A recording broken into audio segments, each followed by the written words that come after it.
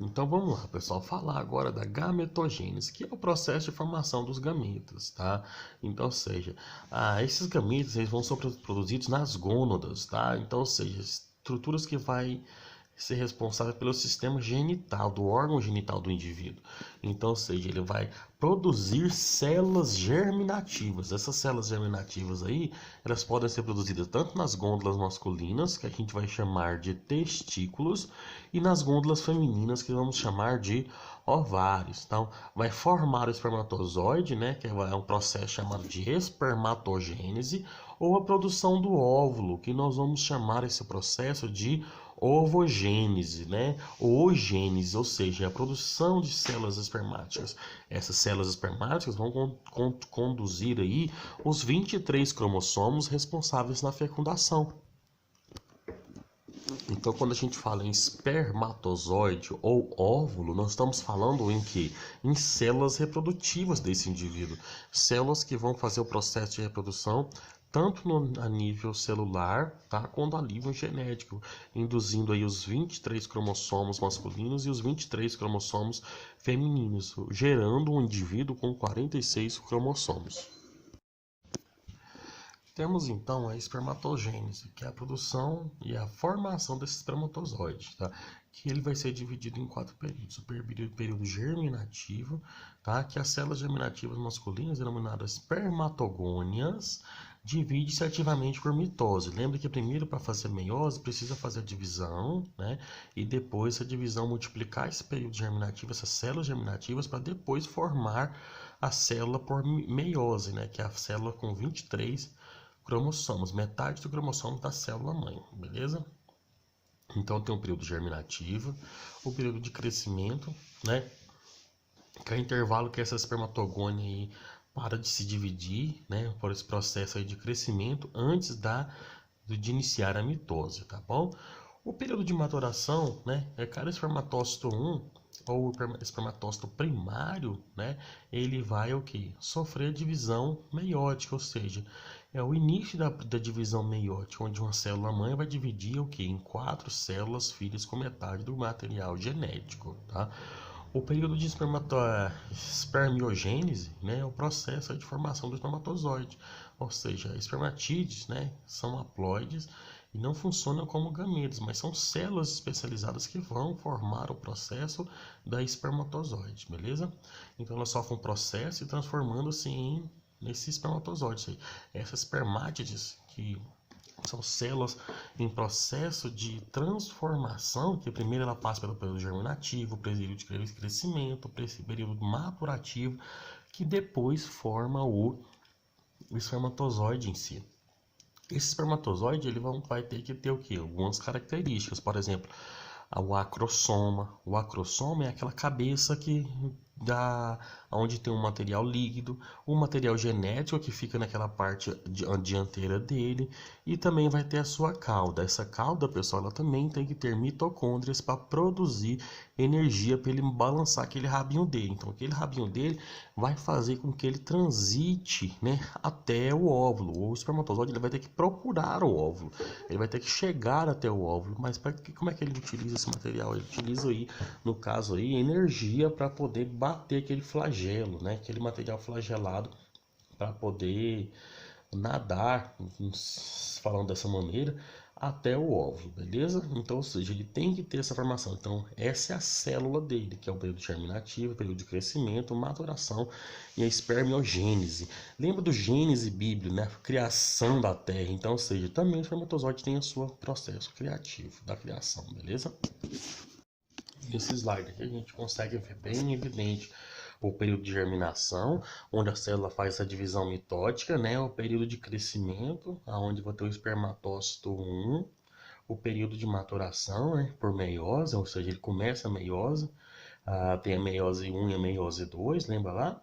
Né? E a espermiogênese, que é a formação do espermatozoide. Aí a gente pode ver onde vai formar 4 espermatozoides com N material, ou seja, haploide, né? Com metade do material genético, porque a função dele é produzir esse material genético a metade, porque quando ele pegar esses 23 aí dele, esse N, né, N23 haploide, ele vai juntar com N23 haploide do óvulo, formando uma célula, um organismo zigoto, né, que vai ser aí um indivíduo 2N. 2N requer o que?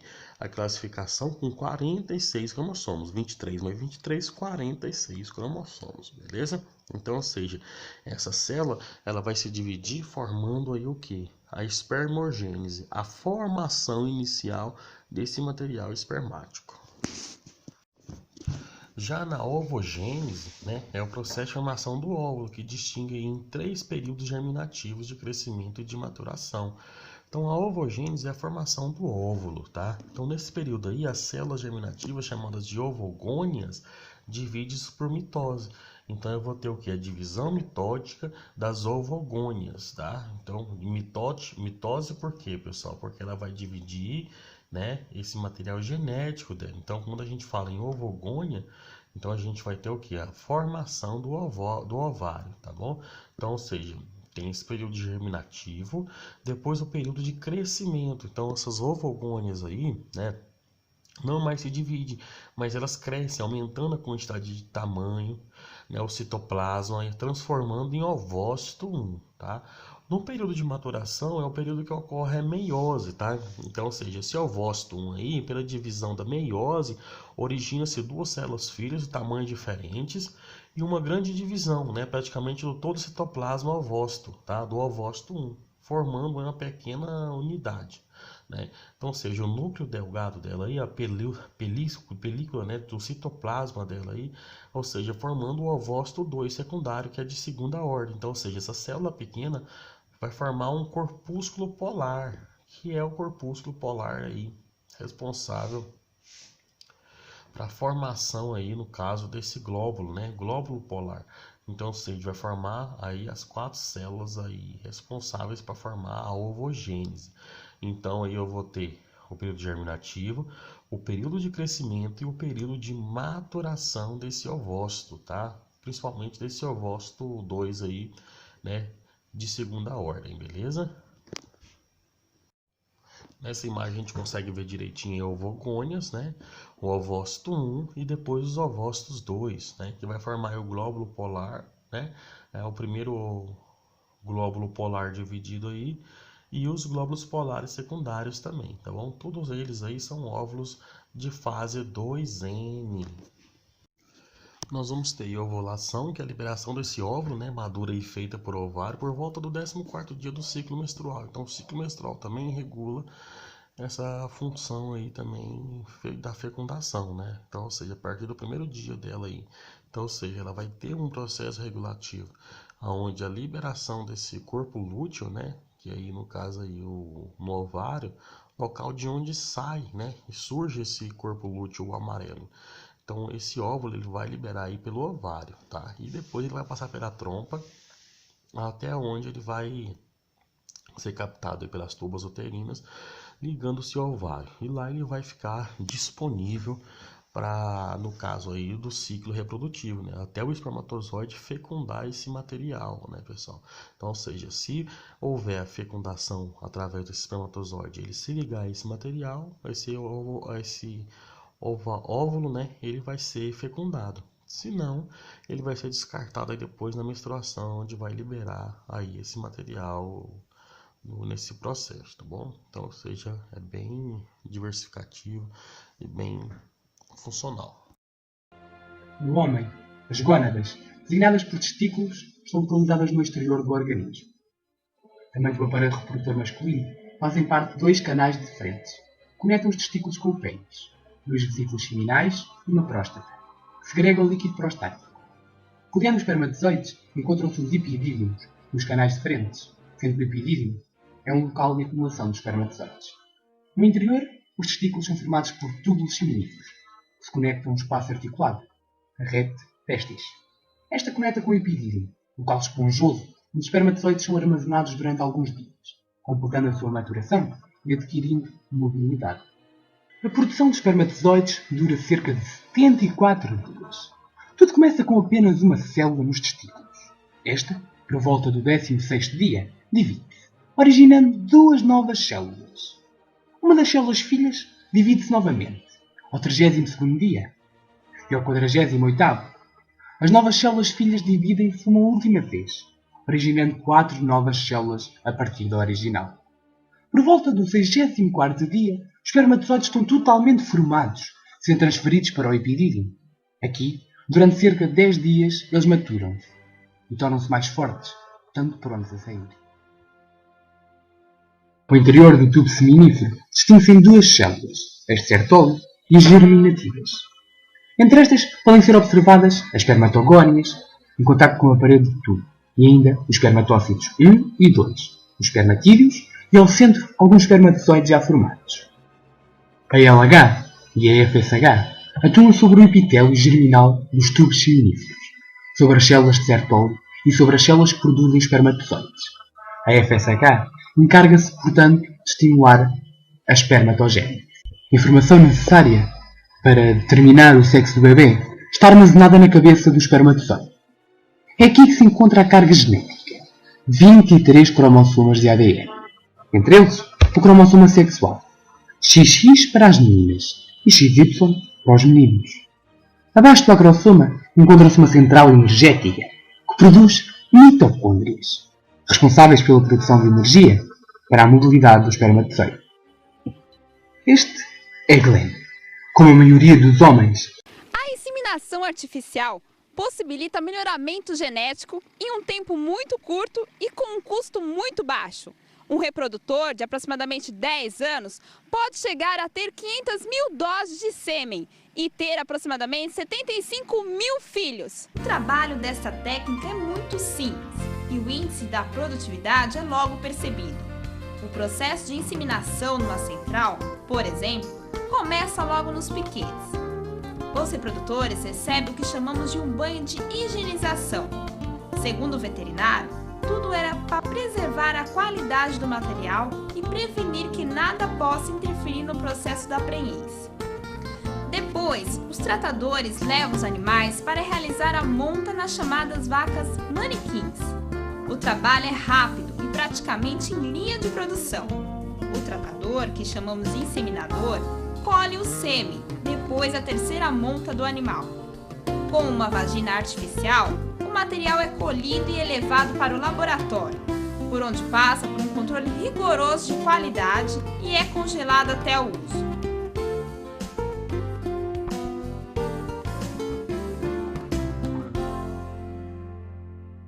E para mostrar o passo a passo da inseminação artificial, estamos aqui ao lado do Gustavo Schlitt, médico veterinário da Lagoa da Serra.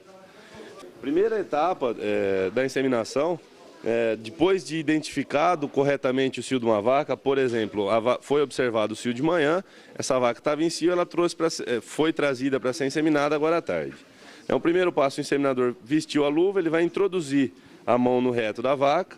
Nesse momento ele retira as fezes e procura fazer uma massagem na cérvix dessa vaca, internamente, para forçar essa vaca a liberar o muco, que é uma substância parecida, bem semelhante com a clara de ovo, que reflete a condição ginecológica, a condição uterina dessa vaca.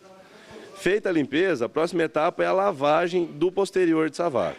A gente vai usar apenas água, então o inseminador vai tirar o excesso ali de fezes que tenha na região do períneo, do ânus e da vulva dessa vaca.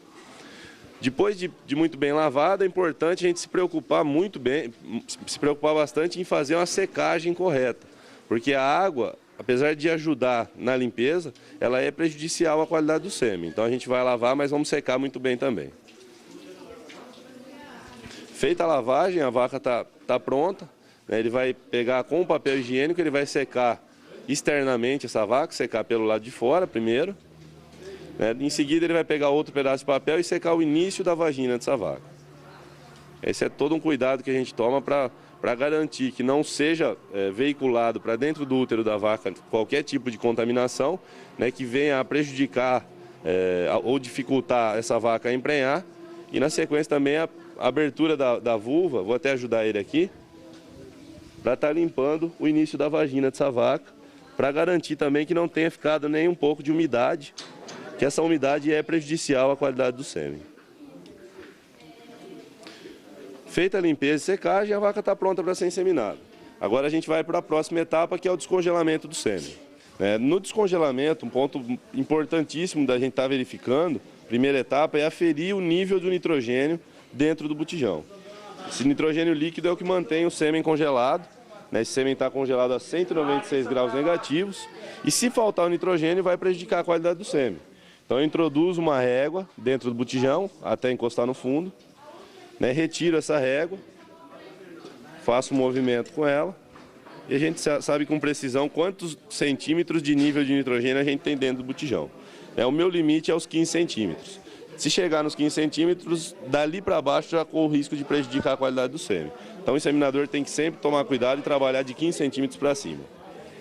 Feita a verificação do nível, a próxima etapa é preparar todo o material na mesa.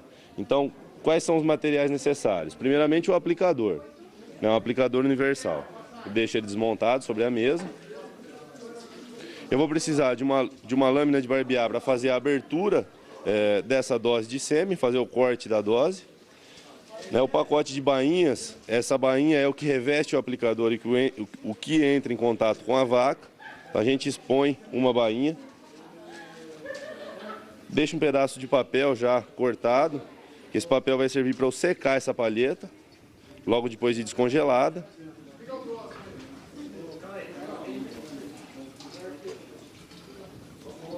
E a pinça para retirar o sêmen do botijão, colocar na água e tirar da água e colocar no papel. Aqui a gente tem um descongelador de sêmen que já estabilizou a água a 35 graus, que é a temperatura ideal para o descongelamento. E inclusive ele vai marcar o tempo. No nosso caso a gente está trabalhando com palheta fina. Em 20 segundos ela dentro da água a 35 graus já está descongelada. Depois de tudo pronto, é só retirar a dose de sêmen do botijão. A gente levanta a caneca. Esse é o momento que também tem que tomar muito cuidado. Eu tenho que deixar essa caneca 7 centímetros abaixo da boca. Levantei a caneca, pinço a dose de sêmen.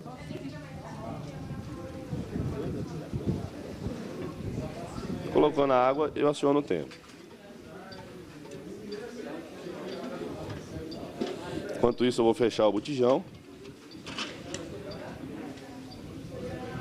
Já fico com o papel em mãos para seguir a montagem do aplicador.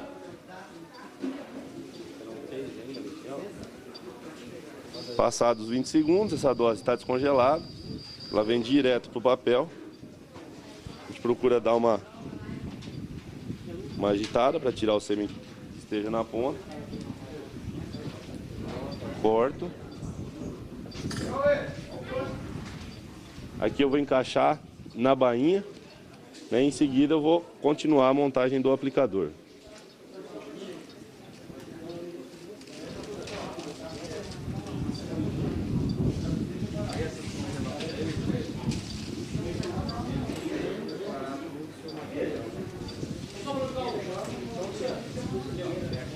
Feito isso, o aplicador está montado. Agora eu vou só vestir a luva, pegar esse aplicador e ir até a vaca. Agora, com o sêmen descongelado e já montado o aplicador, o inseminador vai fazer a aplicação do sêmen. Então, no momento de colocar o aplicador, procurar abrir os lábios da vulva para evitar que encoste na região externa e o aplicador entre diretamente dentro da vagina da vaca. Nesse momento, ele vai introduzir a mão no reto, localizar a cérvix dessa vaca, o colo do útero dela, e procurar passar com a ponta do aplicador entre os anéis dessa cérvix. Logo depois do último anel, no início do corpo do útero, é onde deve ser feita a aplicação do sêmen. Então aí na sequência ele empurra o êmbolo do aplicador, lentamente. Fez a aplicação, ele vai retirar o aplicador, retira a mão do reto. E a última etapa ele faz uma massagem no clítoris da vaca, que tem a função de promover uma contração até na musculatura do útero e ajudar a diluir o sêmen dentro do útero dela.